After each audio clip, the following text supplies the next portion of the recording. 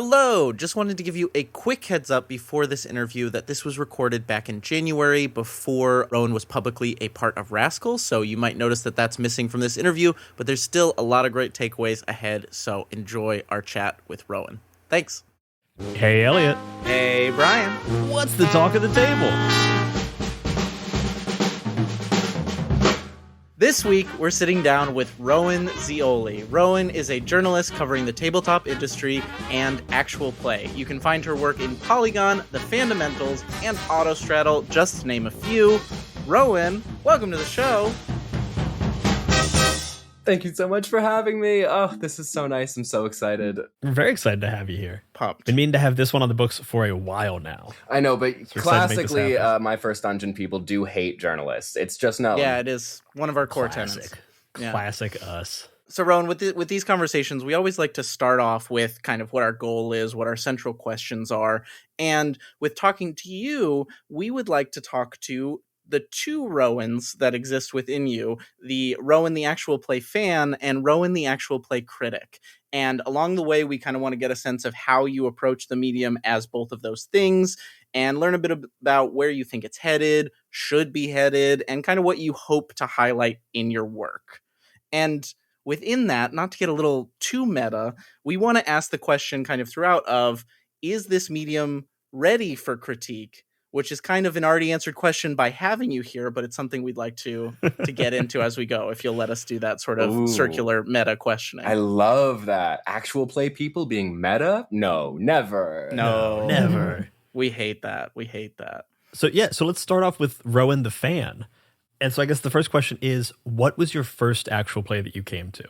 Like, what was your starting point? Yeah, so the way I got into actual play and D&D in general, actually, was I was still in high school. It was my senior year of high school. I was at a after party for like a theater show because everyone involved in TTRPGs and actual play was at one point in theater. I was like also very on brand for me, very, very high, sitting on a couch, and I hear people next to me talking about D&D, specifically Critical Role. And I just I had been like a closet nerd my whole life because not really a thing that was really cool up until 5-10 years ago. And so I was like, oh, what is this? What are you talking about? And I kind of jump into it and they start telling me all about this. I'm like, oh, this sounds really, really interesting. And then I started watching Critical Role from the beginning almost. I think it was maybe episode 20 or 30 of the first campaign. And I was like, oh, this is magic. This is crazy watching this happen, watching these people tell this story both improvisationally, but also there's a clear bond between these people that is irreplicable. The friends at a table kind of thing. Uh-huh. The greatest lie ever told. Yeah. They all hate each other. They all have restraining orders once they get but that's kind of how I got into it. Then I started running my own games after really, really diving into it and binging it, and followed it for a couple years. Tried to get into Taz. It didn't really happen for me.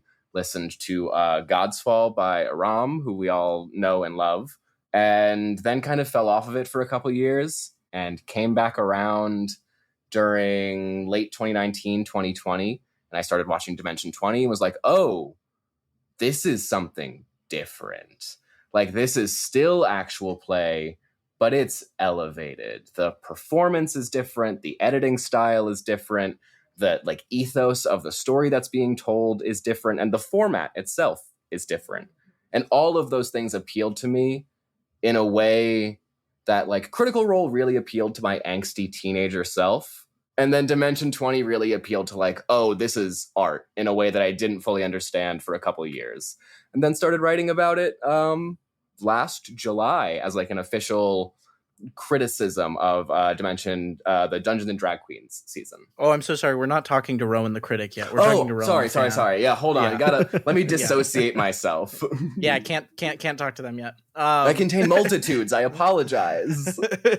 But as you've been exposed to more and more actual plays via just for fun and also for your job, now, so moving past Critical Role as a starting point in Dimension 20 and God's Fall, what are the things you're actively listening to now, just as a fan? It's gonna. Also, you're not required to say my first dungeon. No, I If you am wanna gonna say my first dungeon though. That's like that's what I'm gonna say. Truly, what you guys are doing is like at the forefront of the medium in like audio-born podcasting in terms of actual play. I still love Dimension 20. I really enjoy it. Honestly, what I like. I'm not gonna lie, those two are what I listen to, not for work. When I'm like, oh, I just want to like listen to this for enjoyment and like to feel the magic of the medium, Dimension 20 and My First Dungeon is where I go. Love it. I'll take that. I'll take that all day. Great company. And then last question for Rowan the fan. What APs, and it sounds like Dimension 20 might be one of these, what APs have changed how you consume actual play as a fan? Ooh. As a fan, Dimension 20, certainly. Dimension 20 was the first season that I was watching it and was like, I felt the magic of it. I think, Critical Role and Dimension 20 really are those two pinnacles of like engaging with these as artistic mediums. But other than that, everything else has been through the lens of work just because that's capitalism, baby. It's always the enemy. So now we can talk to Rowan the critic. You can put the critic hat on. I know you've got it right there on the desk. Mirroring the first question for the fan, what was the first actual play you covered? The first actual play I covered was Dungeons and Drag Queens, the Dimension 20 season that had a bunch of drag queens from RuPaul's Drag Race. Amazing. And I gotta ask, what took you from Dimension 20 to small indie outfits like these two guys here? Well, honestly, the path to actual play journalism for me was a bit strange because I started off doing journalism, I was a stand-up comedian and then started doing comedy journalism and then moved from comedy journalism where I would cover my friends who were like, I would do all these articles and interview my friends who are comedians in Brooklyn about like, how do you deal with hecklers? Like, how do you create a set? Like things like that were really like SEO based, but I still got to like promote people whose work I thought deserved the attention that it wasn't getting. Then I moved into doing Trip Sitter and doing a lot of psychedelic writing, which I still do, and harm reduction writing. And that is a little bit soul crushing when you are really just dealing with the deep depths of drug prohibition and the war on drugs and the impacts it has on real people's lives. And so I moved into writing about actual plays through Dungeons and Drag Queens. And then Charlie Hall would only pay me so much to write about Dimension 20. And then Dan Arndt actually reached out to me. We were talking on Twitter. He was talking about how Dan had done a panel with Lynn Kadega and Charlie Hall and some other reporters in the space. And I was like, oh, right. Okay, now that I'm doing this, I've like done this for Polygon. I can do this for the Fundamentals. Like, absolutely, that makes sense. And they're a volunteer-run organization, so I have a bit more freedom with what I cover and what I prioritize there. And to be real, you reached out to me, Elliot, on TikTok, and were like, hey, here's Project Echo. And I was like, oh, this sounds like a really cool game. And then I got the press kit for My First Dungeon through Dan for the Fundamentals and saw that Chinook was on the list of producers. I was like, oh, I know Chinook from comedy. Like, we weren't really good friends. We'd only like run into each other maybe once. But I was like, oh, here's another opportunity again coming full circle where I can like people whose work I know and respect, I can be in the position to uplift. And that's kind of how I came into going from this like lofty doing Dimension 20 into, oh, the people doing indie actual play, I can uplift them as well. Down in the trenches. Yeah, down in the trenches, in the muck. But all of this is to kind of like set the scene of here's who you are as a fan, here's who you are as a critic. Because one of the central questions we want to ask here is how do you or how does anyone approach criticism in this medium that is often hours and hours long, often requires being in like the parasociality of an actual play for a long time to really appreciate it. So I guess my first question on that regard is like, what is your approach when you are looking at a show? Like, by whatever metrics you see, what is quote unquote a good actual play versus a quote unquote bad actual play? Intention. I think a good actual play has intention. whenever I get a press release from someone, if I get a press release from someone, I gotta say, people making actual plays listening to this, please learn how to write a press release. It will make your life so much better. It will make journalists want to watch the thing you're watching, because if you put intention into your press release and be like, here is why I made this thing, here's what it's about, it's much clearer that like the product that I am going to be watching, that you're right, it's going to take hours upon hours of my life to really give it like the fair, thorough assessment that it deserves. If you can't put that effort into a press kit, how am I going to know that you are putting that into like the actual final product that you're making? And so like a good actual play has intention. I don't think you necessarily need the best equipment. I don't think you need the best actors. I think some acting training or some improv training or just an ability to riff is really needed. But you don't have to be professionally trained for it to be good. Now, great actual plays do need those things, like the things that are pushing the medium forward, the things that are advancing, the things that I want to critique and move us towards. That is what a great actual play is made of. But I'm sure we're going to get to that later. Well, I mean, we can get to it right now. Like when you see things that are changing the genre, this genre is already like incredibly fast moving and incredibly nebulous. It's still trying to find a real definition. What are the things you've been seeing lately that excite you, either Rowan the fan or Rowan the critic, or both? I think the things that really excite me are seeing people experiment, are seeing people take the information and the experiments that have already been done and building upon those. Like, I think Queen's Court Games does some really interesting work. The All Night Society show that they did just won second place at the Audio Fiction World Cup. Very, very cool program. What they're doing with the form of actual play as a podcast, they have all the sound design, they have the editing, they have that like base level, but they're playing with the form in that Aaron, who is playing the narrator, has a different relationship to players than regular DMs do. He is prompting them in the same way that an omniscient narrator would prompt a character in a novel. Anyone who is playing with the forms, like you don't have, like, there's a lot of budgetary limitations to doing an in-studio actual play or an in-person actual play. But utilizing the frames of the remote recording like they did in Goodia, the actual play by Nameless Domain, they really utilized those frames and like removing those frames and having the overlay as part of the narrative storytelling. So someone who is intentionally trying to tell a story and is kind of like using all of the bits of the deer to make the story happen, I think that's what makes a great actual play for me, both as a fan and as a critic, because unfortunately I am this pretentious just as a fan. You know, you have every right to be, but I do love what you're saying about, I mean, intentionality has been in the title of like 2 of the 10 episodes we've released as of the time of this recording. And so I strongly agree with that sentiment. I also love what you said about experimentation, because I think that's also what like piques my interest about different shows that come out. I'm curious because this is something that I imagine you have to have thought about. Are there any experiments that you would like to see done in the actual place that you haven't yet? A kind of show that you would just jump at covering that doesn't exist yet? So I guess we're giving people a little bit of free Rowan Zeoli ideation, but I'm curious. Absolutely. Yeah. Don't hire me as a consultant because that will jeopardize my journalistic integrity. So take this for free. No, experiments that I really want to see. I really want to see. I know Encounter Party is trying to do this, but the way that Wits of the Coast Entertainment One has kind of framed it has not really allowed for that to happen. And I've talked with Ned about this a bit. I think there's some elements of the show that don't particularly lean into because I was a book editor as well for a very long time, and my narrative structure brain is really strong. I want to see someone take out the parasociality of actual play and see if it works, but by telling a really incredible story. Let me see how I can phrase this properly.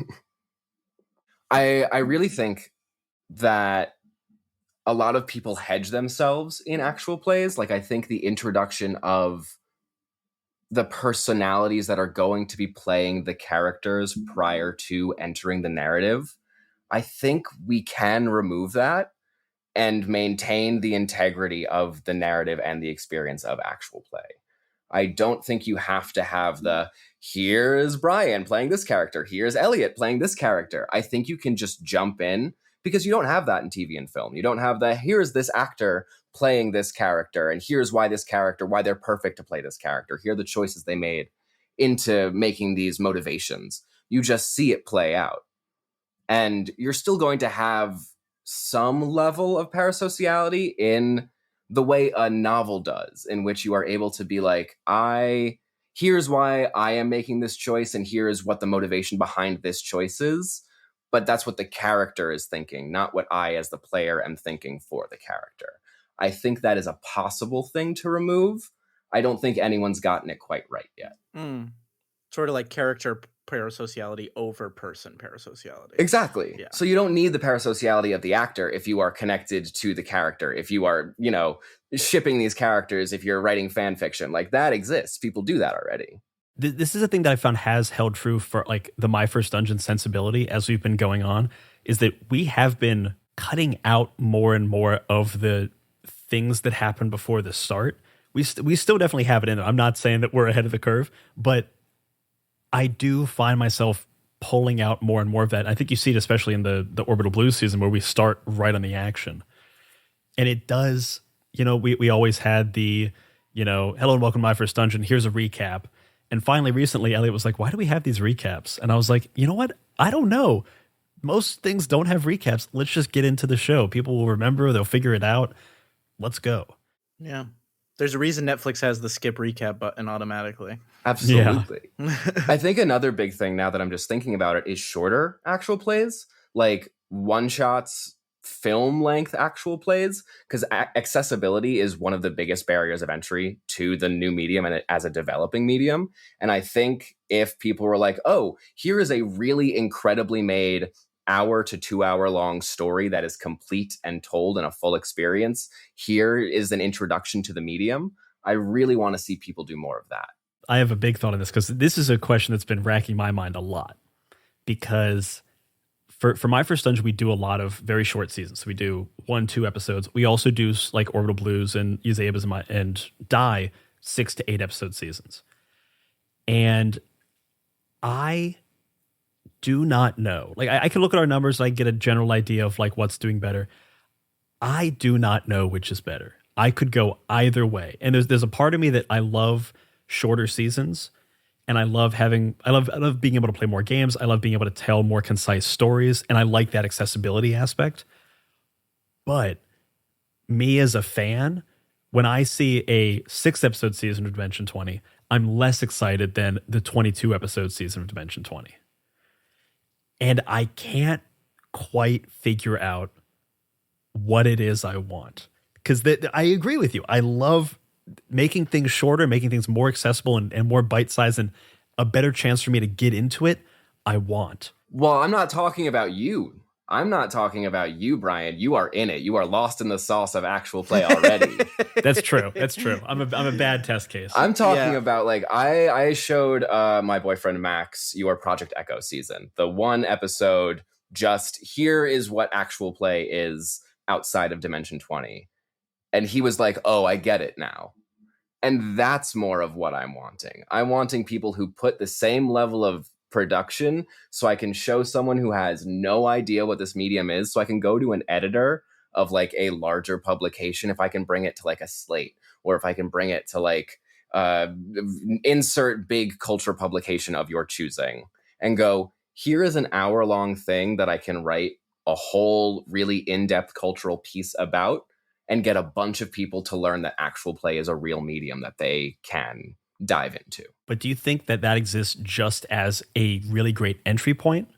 Or do you think that format could exist for longer? But I guess basically my question is, it's a great entry point for someone to have an hour experience. But then is the next thing that they listen to another thing from that same group? Basically, like, do you listen to another season of My First Dungeon? Or now that you have been introduced to it, now you understand it, now you go to Critical Role, now you go to Dimension 20, now you go to something that has more meat per season.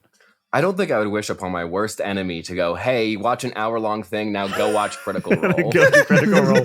Start from episode 1 of Critical Role. Woof. Wait, I think there's something interesting here, Brian, about TVs and movies, TV and movies, and these two kinds of actual play, where like I'm forming the thought as I'm saying this, but it's like seeing a really good movie doesn't preclude me from wanting to watch a really good TV show, and vice versa. Like those are two things of the same medium of like recorded visual entertainment.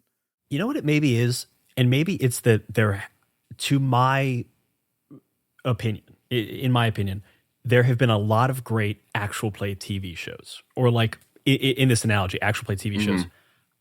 I have not personally seen a lot of great actual play movies.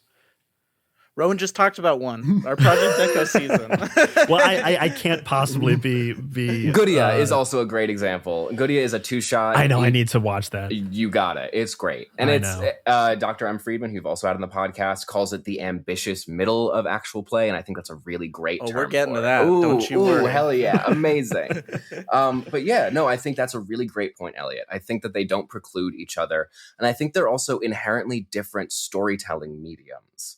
Like an hour-long, 2-hour-long, even 4-hour-long actual play is really, really highly honed and condensed and packs a lot of emotional punch, or comedy, or whatever genre you're playing in, but it develops it really, really quickly, and there is no time wasted. Whereas an episodic thing, you're focusing more on the people that you're with, you're developing that parasociality a bit more, where you don't have the ability to develop that parasociality in a much more condensed form. You're making me wonder if there's like an era of blockbuster actual play movies kind of coming. Like I'm connecting the fact that like we have these big tours coming up of like Dimension 20 Live and NADPOD at Carnegie Hall just happened, and Critical Role sold out Wembley Stadium. Yeah. And like these are like blockbuster events, and I think by their nature are inherently one shots. And I'm just wondering if like that's a thing that's coming. If there will be blockbuster actual play releases, like even in a movie, like with video actual play, you could even put it in a theater in like a limited run.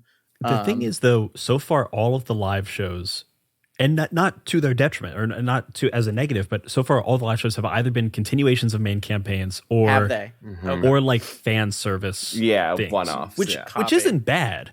It's just Critical Role and Dimension 20 could do this, but would it be as successful if they came in and said, we're going to do a live one-off season, essentially.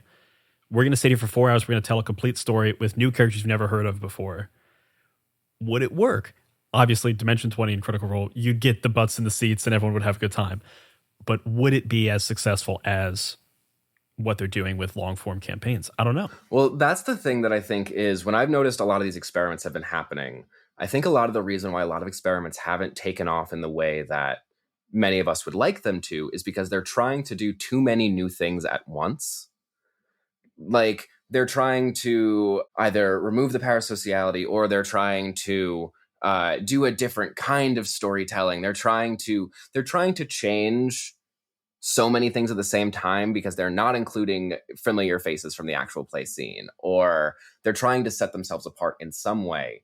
If you're going to be introducing something new to people, they also need to have something familiar. So I think Dimension 20 would actually be the perfect place to experiment this, to be like, okay, hey, like, let me get Sam Reich on the phone right now. Just be like, hey, bud, take some of the best actual play performers in the entire world.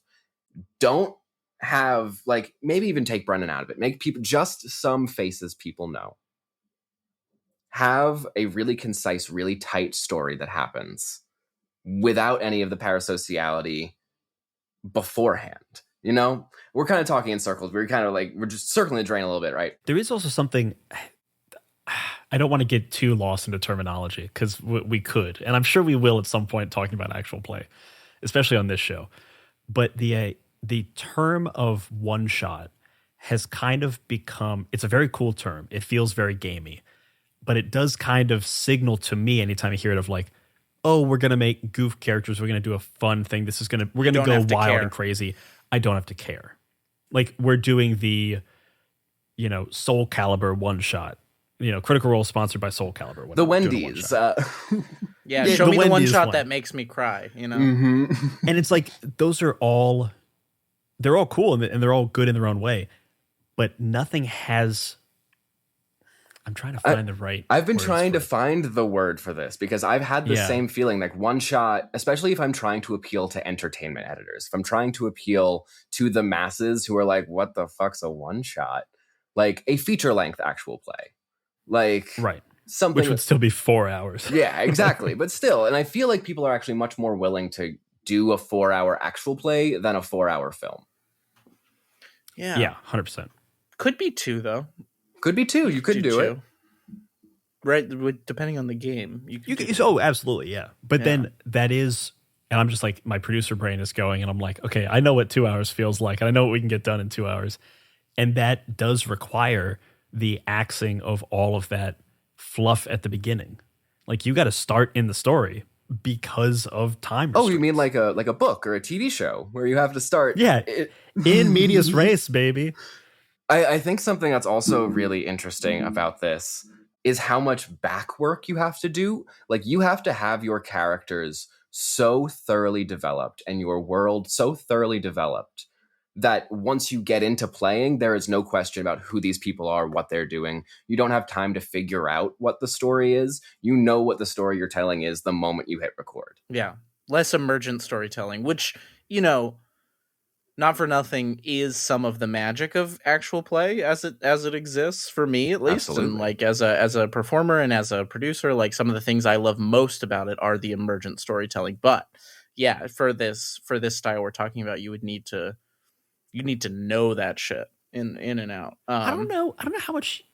I think you'd still have a lot of emergent story. Because I think what you'd come in with is you'd have the world and the characters like set, and you'd probably know the starting point, and then it's like a good improv show or like improvised Shakespeare. It's like there's still a lot to be discovered. I guess emergent character more than emergent story is the thought. Mm-hmm. I'm Sure. Absolutely. If you're a fan of My First Dungeon, then I bet you remember our season of Good Society. You know, the one where a little play called The Queen's Lunchbox somehow reunited a broken family and spurred multiple unexpected marriages. Well, good news. The creators of Good Society are back with a new game called Castles in the Air. Castles in the Air is to Little Women or Anne of Green Gables what Good Society is to Jane Austen. You start the game as children, but grow up all too soon. Your lives and friendships changing as the years go by. You could be anyone, from a working-class orphan to a cosmopolitan dressmaker, and yes, even a burdened heir like our very own Imogen Galloway. Search for Castles in the Air on Kickstarter to tell your own coming-of-age story. That's Castles in the Air on Kickstarter.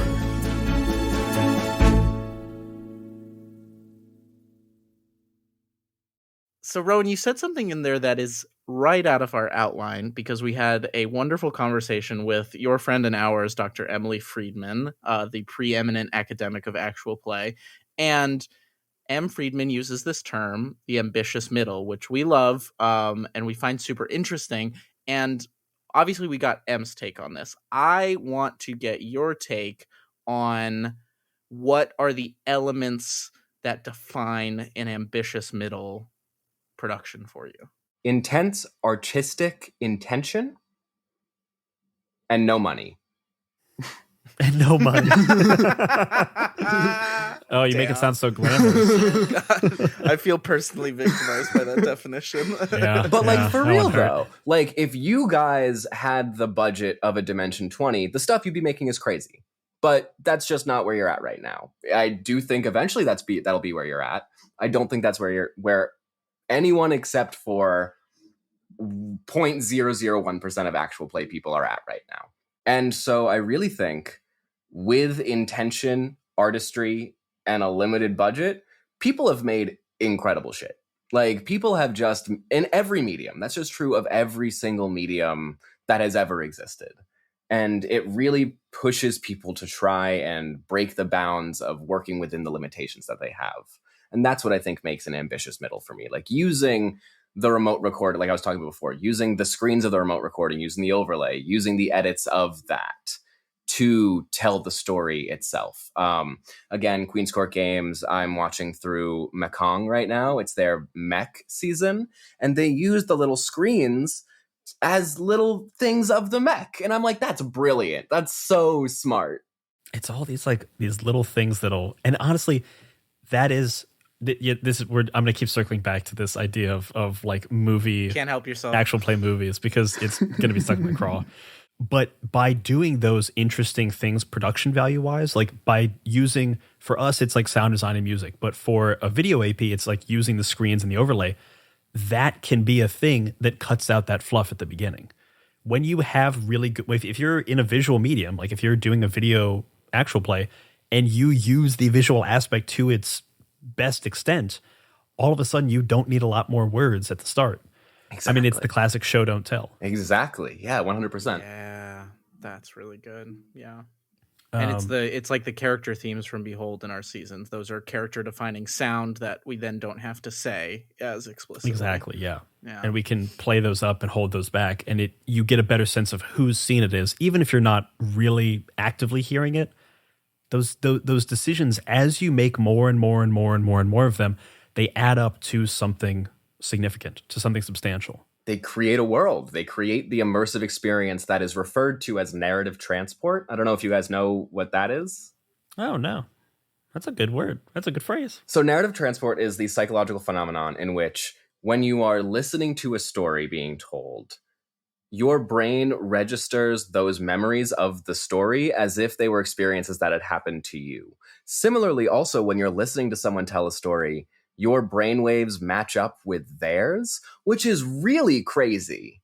But so losing yourself in that story, and that's where the therapeutic value of actual play and the therapeutic of narrative and tabletop games in general, that's where it all comes from, is this ability to have an ego death experience almost of losing yourself within the narrative. It's mind control, baby. It's mind control. You said a couple trigger words that are bringing me to this question of, I'm curious, you mentioned this at the beginning, your work covering psychedelics, and I want to get into some of your other work as well, but maybe start there. How does your work covering psychedelics inform how you approach actual play? Oh, for sure it does. I think storytelling is magic. Fundamentally at its core, I think there is something truly magical about the ability to emotionally impact someone who you do not know through telling something that does not exist. And so my psychedelic writing has really allowed me cut my teeth in journalism and really allowed me to understand what journalistic writing is. But it's also allowed me to kind of take a step back and look at what niche countercultural movements and experiences say about a larger, more human experience. And I think there's a lot of overlap between the psychedelic communities and the actual play and TTRPG community in general. I think there is a lot of progressive ideology that's overlapping. I think there's a lot of organizing capability that's overlapping. But really, when you get down to it, okay, so you're sitting down with a bunch of people in a magic circle where one person is facilitating and guiding or maybe trip setting you through an augmented reality experience where you no longer become yourself, experience lifetimes upon lifetimes of other people, and then you are fundamentally changed as a person after they happen. And you need safety tools and you need the proper set and setting. Otherwise, someone could be significantly traumatized by the experience that has happened. That's psychedelics and TTRPGs at the same time. Wild. I'm going to quote you back to you because I think this connects. When you covered Mentopolis, I loved this sentence you said. The framing of Mentopolis also forces viewers to reflect on how we relate to these various internal parts of our own minds and who benefits from our self-suppression of those voices. Great line. Great line. Great line. Great line. Who wrote it? Yeah. Walther. But I think that kind of connects to what you're saying of this, this by experiencing and unlocking those parts of your mind in both of these worlds, you are releasing yourself from the self-suppression of those voices. So I love that. Yeah. This also gets back to the idea of what makes the ambitious middle, or the active intention of that. If that's the goal, you've got to get past the activation energy that is required to get you to that point. Mm-hmm.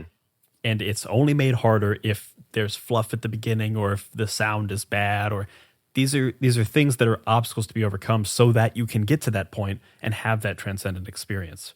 And the more you actively think about the things that are in your way, the easier you can solve those problems and get to that point. Exactly. Like if your goal and intentionality is to provide a specific experience, which is really what my work was as a book editor, was really like, okay, what does this author want to be doing? What is it that they are attempting to doing, and what is getting in the way of them actually being able to communicate that? How can I help them figure out how to better provide that experience, whether it's on like a line by line, page by page level, where it's like, okay, you need to alter these sentence structures, you need to alter the word choice that you're having, you need to highlight and focus on different details, or on like a full book structure, like are these scenes and are these moments taking away from the overall pacing of the story? Like thinking on that macro level and that micro level is what turns something from good to great. And I think we're kind of moving into even more of our central question, or one of our central questions of,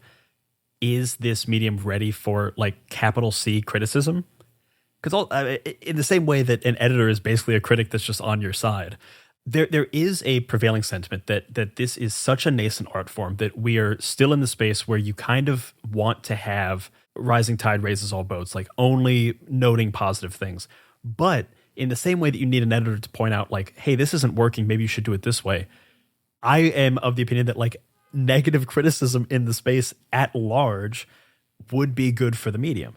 And you're one of the few people who is actively engaging in tabletop role-playing game criticism, and actual play criticism. So I'm curious what your opinion is on this topic. I think I already know your opinion, but I still want to get your full thoughts on it. Well, so I think actually that's a really great point, the connection between like being a book editor as a critic who's on your side.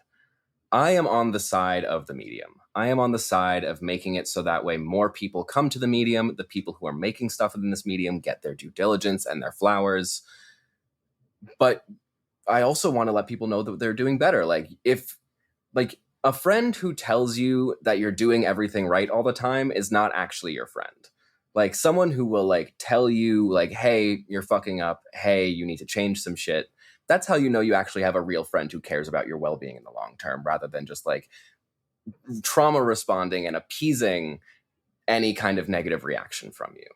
And so my specialty, I think, as a book editor, and the feedback I got from people as a book editor, was that I was always incredibly supportive in being like, I love what you're doing here. I think these are amazing things that you're doing. Here's what makes your story special and why you need to be the person telling it. Let's figure out how to make that better. It makes it a little bit different when you're on the back end. It's already a produced product and it is out in the world, and you're not doing it privately behind closed doors of like, here's what you have to do beforehand. I think a lot of actual play could benefit from having like editors in that kind of way, because obviously you guys don't really have not just like the timing or the capability or the funds, but like you just don't have someone to be able to come in and look at it with that objective eye. You are so lost and in the experience of making the actual play that you don't really get to have that outside view. Being a critic, my responsibility in this nascent medium really feels like I have to be a cheerleader, but also be like, hey, collectively, I'm not going to be like, this person did this thing wrong. But like with Mekong, I think that's a really perfect example. I think Mekong could have cut out the first 6 minutes of their show because they didn't need those introductions. When they got into the story proper, it was amazing. It was great. I don't think they could have just cut out that introduction. I think Dimension 20 is a really great place to start doing like genuine, like artistic criticism, because I wanted to write a whole piece on Burroughs End. My life got really hectic for a lot of reasons that I am legally unallowed to disclose. We'll spill the tea at a later date. At a later date. But Dimension 20's Burroughs End, I think, is generally one of the best seasons of actual play. I think one of the best pieces of actual play art that has ever been created thus far. The story that they told was immaculate without relying on the parasociality of like, oh, we love Brennan, we love Shaban, we love Izzy, we love Rashawn, we love Jasper, we love Abria. We didn't need to have that. And I think they actually undercut themselves in a lot of moments by being like, oh, look how great we are at what we're doing. Like, we're amazing at this. Like, Abria, you're so good at DMing. Oh my God, Jasper, that was an amazing moment. Brennan, that was a great monologue. We all know. We all know how talented these people are. That's why they're where they are. And so if that was removed from it, you don't get pulled out of the immersive experience of watching this show, of watching this piece of art. And I think that's where we can start criticism, is by punching up, quote unquote. There is something to be said too, that this medium is tough to edit in general, or like, because ultimately, like, even us, and we edit a lot, but once you record something, that's kind of what you got. I mean, it's more development than editing, I feel like, what we're talking about in this world. Yeah. And it is also like, you know, just like a good sauce, it is reducing the sauce to make it more rich. Mm-hmm. It is cutting out the unnecessary to make what is left more vibrant and more potent. Brian Flaherty, the food metaphor. The food, that was Brian David Judkins. Yeah. Oh, beautiful, beautiful. I'll get my flowers where it's due. Yeah, but I think that the process that we're talking about in this world is a robust development before you hit record, you know. And in some ways, in actual play, development is tied into like a little bit of session zero. But I think that one of the things that I know we're thinking about a lot going into this year, Brian, is like, we really think about the kind of story that we're going to tell, and like who we're thinking really intentionally about cast and all that. And that's not to say other people aren't doing that, but I think these are the conversations you have like in that sort of like book editing moment equivalent that are great. And I'm glad we do it. And I think we do it well, but I think is interesting to imagine a world where you could be a development person in this medium, in the way that there are development people in TV, people who are developing TV shows before they then get sold and like staff a writer's room. If you could have people that go into different actual play productions and are like, I'm going to help you get ready to make the best product you can before you ever hit record. And that's like what C does on Transplaner. Connie's partner C is the dramaturg for Transplaner. And so like that's the role of a dramaturg in theater. Bringing that over into actual play is the closest we have to like a developmental editor for books in actual play. And so making that practice a lot more standard, I think, is really important, because that is an ongoing practice as well. Like, you are meeting with the actors and being like, hey, so you made these choices. What does that choice mean for the implications of where your character is? What does it mean for the implications of what the world is happening with? And how can I communicate that intention to the GM so that way we can highlight that intention more and make it even more present moving forward? Yeah, Transplanter's doing a lot of cool stuff with that intentionality of like prepping their players and their GM, is what I understand. Yeah, very cool. Absolutely. There is, because I know someone out there is thinking at this point of like, the more you do of that, the further you're getting away from what is considered actual play now. Like the more you're figuring out stuff in between sessions, the more you're planning out beats or characters. It's like, okay, we're getting much, much closer to improvised narrative or scripted narrative, or scripted narrative. Taking steps towards. Yeah, I don't necessarily have a question or comment to that, but it's just like, it is a line you're writing. I don't think they have to be mutually exclusive ideas. I think the idea that like actual play has to become a monolith, it has to become one thing, that I want to make sure that's clear. Like, that's not what I'm saying. That's not my goal with actual play, because I think the thing that is beautiful about actual play, and the thing that's like beautiful about film and TV and any artistic medium, is there are so many subgenres within a medium. Like, there is the actual play that is much more focused on narrative, that some people decide to call it narrative play. And then that's a whole thing. You can go back to listen to don't get yourself in trouble. Podcast episode. Don't get yourself in trouble. But then there's the other side of it, which is like educational actual play, which has no other intention but to be teaching how the game is played, while the narrative is kind of like this secondary effect. And so I think both of those things are equally valuable and serve different roles within the space. And so then that's not a binary, that's a sliding scale. And so you can have as much prep as you want. I think my intentionality and my reasoning for wanting more intentionality is to make the medium more accessible. Because I think there are always going to be people who love just watching people sit down at a table and goof off and just have a bunch of friends and enjoy that social experience or parasocial experience. But I think there are also a lot of people who are as pretentious as me who want really, really artistic things, like want to push a piece of art to its limits. And all of that can exist together. And I think the more that all of that exists, the better off we all are. And I think it is a problem. I don't want to say a problem. I think it's kind of a problem of like audience education a little bit. Because if I say I'm going to go to a movie, everyone inherently understands that, like, I could be meaning let's go to AMC 25 on 42nd and see the next big Avengers movie, or I could be saying let's go to Film Forum and see a French movie from 1963. And like, everyone understands there's the new wave and there's mainstream cinema and there's Dogma 95 and there's Werner Herzog and there's Japanese cinema, and then everyone inherently understands that in the same way that you have like different genres of music. But that's not necessarily true yet with actual play. It's kind of seen as that. It's seen as Critical Role. It's seen as Dimension 20. Even though those are very different things, it's still it's a slowly crumbling monolith. We also have the problem of the fact that TTRPGs have their own definition problem that happens where we can't shake the definition of D&D. I know, Rowan, you just tweeted at time of recording today asking, how do you get somebody who's never played a TTRPG before to play a TTRPG?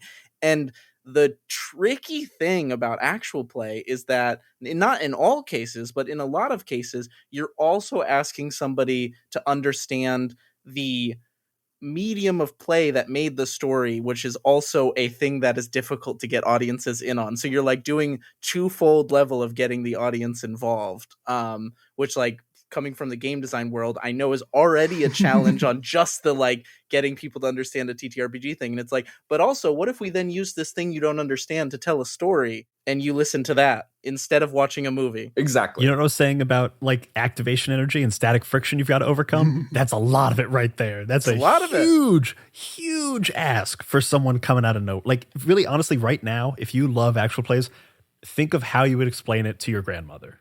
And that's why I think it's so important, circling back to this same thought of having a feature-length actual play, of being like, hey, I don't need to explain what the fuck is going on to you. I can tell you, hey, here's what this story is about. Go watch it.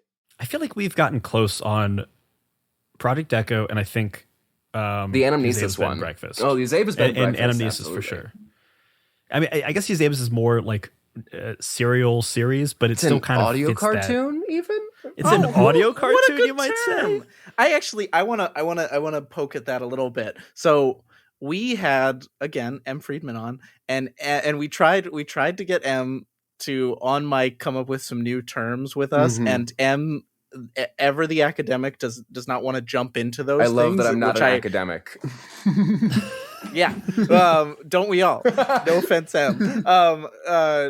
But we were struck by, and we love this, that when you covered the Eusebius season, you threw out this term audio cartoon, and we love it. We think it is very good and accurate. We wish we had it for our press kit beforehand. We wish we had it for our press kit beforehand. I'm curious how you think about terminology when you're approaching things as a critic, and when you take a moment to choose to kind of create a piece of terminology like that, how that is part of your process or way of thinking about this. So it absolutely is a huge part of my process. The reason why I have stuck so firmly to actual play, especially at like M's recommendation a little bit, not even directly, but like indirectly through the podcasts that she's spoken with y'all, is very much this idea that like, it's like we were saying, it's hard enough as it is to get people to understand what the fuck we're talking about in the first place. If we can just have a succinct word that says what it is on the tin, dead dove, do not eat. Like, if that is right there. Is that a reference to something? It's Arrested Development, goes into the freezer, pulls out the bag. It says dead dove. I don't know what I expected. I remember this. Okay. That fucked me up for a second. I wasn't ready for whatever really that was. Okay. I'm sorry. Please continue. But dead dove do not eat. It's exactly what it is. It says what it is on the tin. Actual play, you're a little bit murky there. Audio cartoon, you know exactly where you're at. You know exactly what an audio cartoon is. And then you can work backwards and be like, oh, this is an audio cartoon that is an actual play of Eusebius Bed and Breakfast. And like, accessibility and getting people in the door is where I go, okay, where can I coin a phrase, or if I can find a phrase anywhere to be like, how can I convey this information as succinctly and clearly as possible? So, okay, I'm gonna challenge you on this a little bit, or not challenge your idea, but challenge you to think of a thing. Mm-hmm. Looking at something like Goodya, which is a 2-shot, is there a way that you would define that other than actual play? Like, is there I really am trying to come back to that idea of like, if we have a feature-length actual play, what, I don't know, is there another term that we can start with to get the people who don't know anything in the door and then immediately say, this is a feature-length actual play of this game? So this is actually something I thought a lot about. I actually have an interview with the people from Goodya coming out, and I just went with limited series because that's a language people understand. I did reference 2-shot in the article at some point because I think there's also a like elitist aspect to removing the historical language of 1-shot, 2-shot from it, being like to disregard the tradition would be problematic in its own right. So making sure that those exist side by side is important, but being like, yes, this is a limited series actual play is the best I've come up with thus far. And then like focusing it really as like a character study. Like if I would describe it to someone, it is a character study of Bluebeard's Bride through a South Asian lens. Mm. All right, I got a pitch for you. Go for it. Podbuster. Get out. I'm gonna hang up. I will see myself absolutely out. leave. I will see myself out. Thank you. Absolutely everybody. not. I'm gonna keep Brian, that in. I'm gonna play that twice. So you're gonna have to listen I'm to this. editing You have this. to hear I'll it keep twice. it in. I'll do it. I'll keep it in. I'm not ashamed. I'm You've not got afraid. You've got to add a boom-tsh, and you got to hear the silence that comes after it. Yeah, you know what? I'm gonna come in. I'm gonna sound design just how many crickets there were.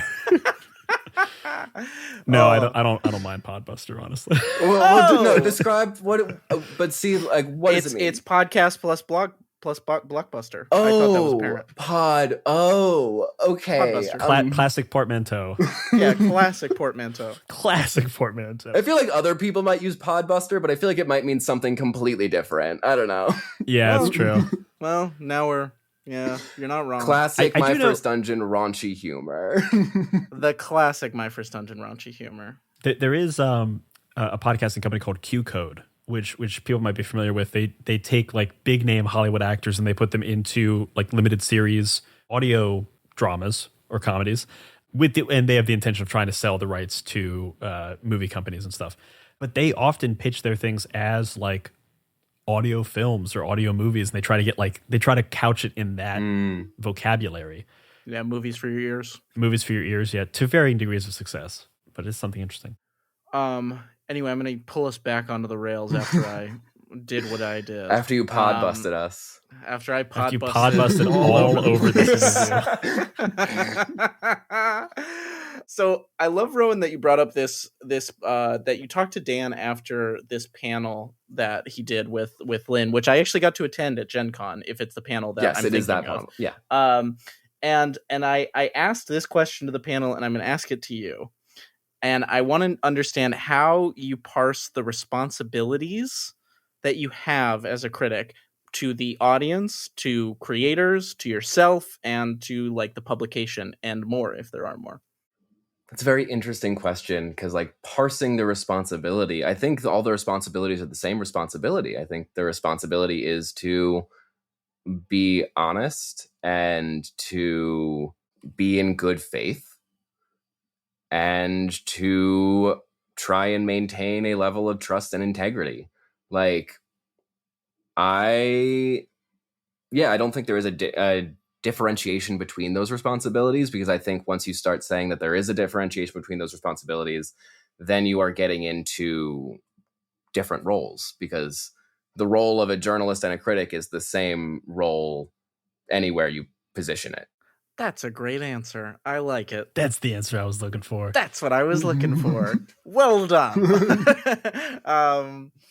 Brian, is there anything you want to dig into before we go into these last couple of questions? Anything you want to circle back to? I could pick at this movie length actual play thing all day, because it's truly been needling at my head because we exist somewhere between the two, and we have yet to really pick a side. And I think we're doing a little bit of both, and I think that's valid to do like both series and movies. Like, you know, a lot of studios do that, but it is a difference in mindset that I'm struggling with as a producer of like, how do you come at those differently? How do you approach those differently? And what should you be focusing on when you're in one mindset or the other? I was actually, again, talking about this with Ned Donovan, like very, very recently, about how to make this happen and how that would work. And I really think that just everyone going in has to be on the same page. Like if everyone has the same level of awareness and collective understanding and cooperation as the GM has to have all the time, that like, okay, we are going in telling this exact, not this exact story, but this type of story. We all know exactly why we're here.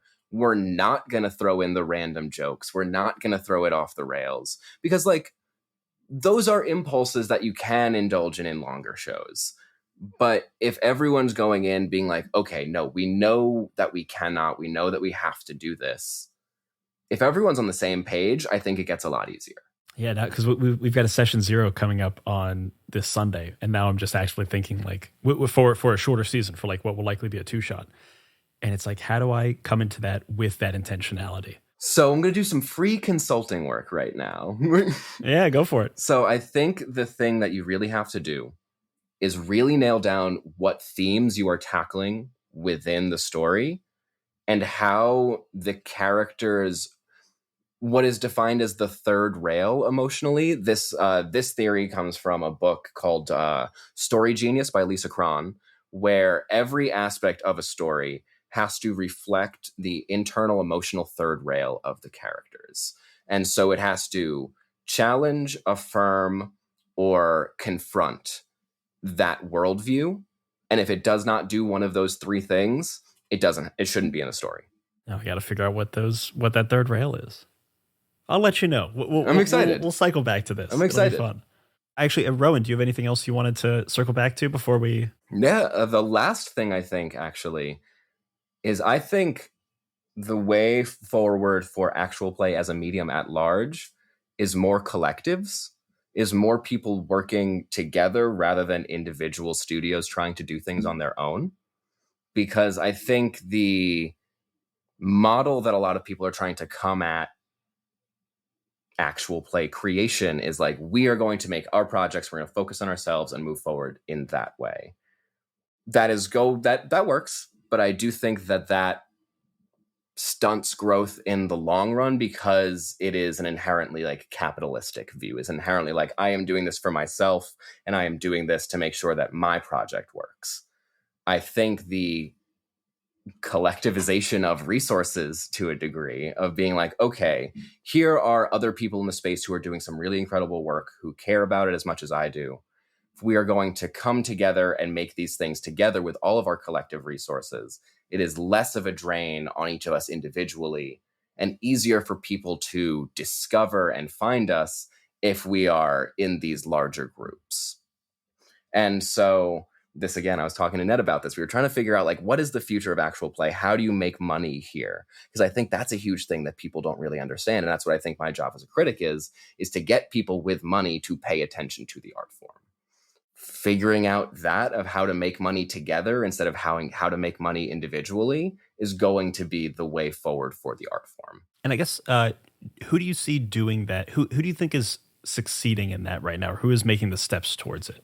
Is anyone succeeding in it? I'm not sure, because no one's really making money. I think you guys are doing a really great job in what you are doing and the sponsorships that you are getting. I think like Eric Silver's podcast network, Multitude, I think that's a really interesting structure. I think kind of using different ideas of what success is, as opposed to just like isolating yourself and driving forward and nose to the grindstone. I think that is going to be maybe a hot take. I think that's a trauma response to capitalism that a lot of artists have. I could see that. Yeah. I think finding ways to work together and finding ways to collaborate and make money in that way together is, for right now, one of the only ways to do it until we can convince middle-aged liberals with money to give us money. Yeah. I was telling Brian we need to go on Fresh Air. So, There you go. You got it. Say we get on Fresh Air, we're set. Yeah, that's how we get those middle-aged liberals money. Exactly. That's what I think Encounter Party is doing very well, though. I think Encounter Party's main demographic is the TBS, NCIS marathon watchers. And getting outside of ourselves a little bit and trying to appeal to audiences that are outside of our niche is the only way we're going to make this medium continue for another 20, 30 years.